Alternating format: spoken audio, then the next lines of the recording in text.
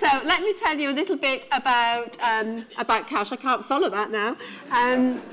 So I work within the NCFE awarding, and actually I'm here today to represent the CACHE brand.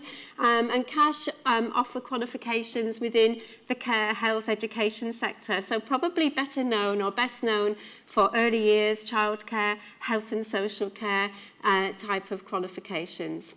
So we've been in operation, in function as CACHE qualifications since 1945. So we have a long history of being within that sector and have stayed true to that. So where we are now within the NCFE awarding, we've got a fantastic opportunity to be able to grow and develop, but we remain true to the core of our vocational offer. So when we think about innovation, we have to think very carefully. I echo the thoughts of the delegates, of the colleagues that have spoken already in terms of, you know what, I'm 50-something, and I stand here thinking, you know, do I know enough about technology? Absolutely not. And I'm always running behind. And I'm always the first one to say, can you show me that again, please? What did you just do then? And I think it's really important that we do appreciate that, because our learners need to have a variety of choice. So because we're from that sort of vocational offer in terms of early years, childcare, health and social care, we thought to ourselves, okay, so we do need and we do want to be in this world of innovation. What can we do? So we actually did, you can't do it in isolation, that's the first thing. Now, a lot of our students who are actually studying for those qualifications do fall into the 16 to 19 bracket. So what I'm going to talk to you about today has been tested and has been worked on and developed with students within that bracket, so to bear that in mind. Also, when we have a natural break, which is I think around 10:30, something like that, out in the foyer area, you'll have the opportunity to look at some of the VR materials that we've got. So there are, you might have seen them when you came in, some of you, there are some Oculus headsets, and you're more than happy for you to have a look, and we'll take you through some of the things that we're developing. I should warn you that it's called PregnancyVue. It gives you a clue as to what you might see on that VR, okay? But it is an extremely useful tool. I don't know if anyone's seen the PregnancyVue. Aha, well now is your opportunity. Okay, so PregnancyVue. When we thought about what we could do, and there's all sorts of things, what subject areas shall we look at? And actually, some of the areas that came back that are difficult to teach, because obviously you're developing things in liaison with the tutors and the students and so on, and looking at something from conception to birth was something that was going to be difficult for us to try and do. We had to think about how we do it, but also something that was becoming more and more difficult to teach, and the students, it's boring. We're just looking at text, we're looking at a video. And we wanted to try and see if we could bring that more to life. So we're going to just have an overview, the objectives of what we did, talk a little bit about that app, and how we intend to measure the success of the program. So, as we said there, as I've just said, it has been developed in collaboration with others. It is a program that allows students it's versatile and flexible in relation to how you could use that in a classroom environment. So as a teacher, there are many different options that you could use when you're looking at this app. So you could use the headset, and you could look at a glossary. You could look at introducing keywords. You could just look, use the whole thing and go right through without any communication, without any voiceover. Just have the experience. Or you could, in fact, just be looking at this in sort of discrete areas. So you could look at the first trimester, for example. then moving on to different areas and blend the learning, because I think very much what colleagues have said already when they've been talking this morning is about the importance of having that choice, about having that flexibility in terms of what you offer as a learning tool. So it's important to give that blended approach sometimes. Not all learners will take on board the technology in the same way as others will.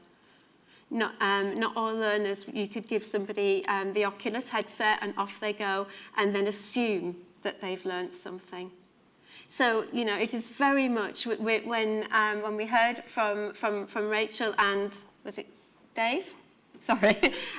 Then very much talking about, you know, that traditional sense of learning. So if learners are coming from that, we need to very much embrace the technology world and bring that on board ourselves, but also make sure that we're having those opportunities where students are able to use the textbooks, use the teacher feedback and interaction, but also give people the opportunity to learn in a way that they're used to.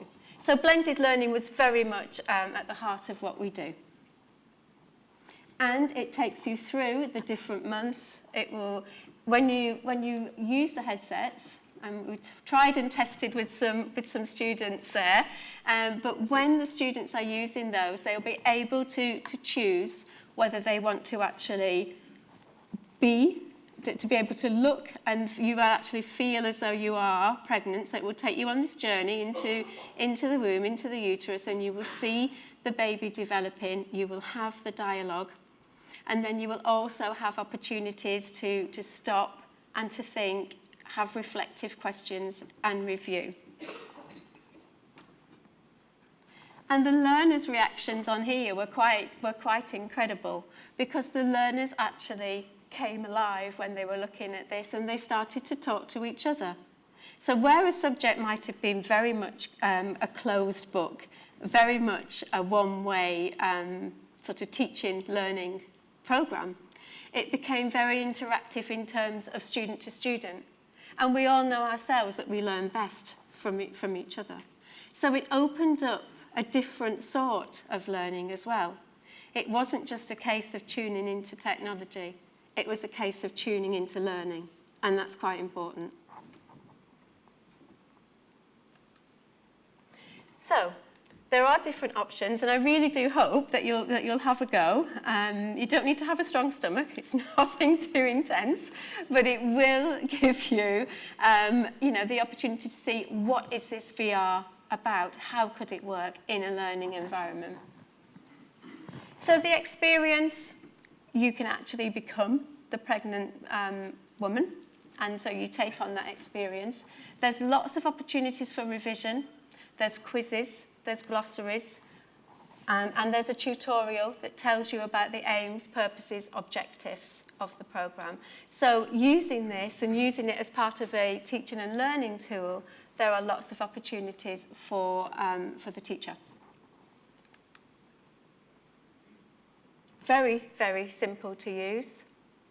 I've got a colleague in the back there. Just give me a wave, Kay. There she is.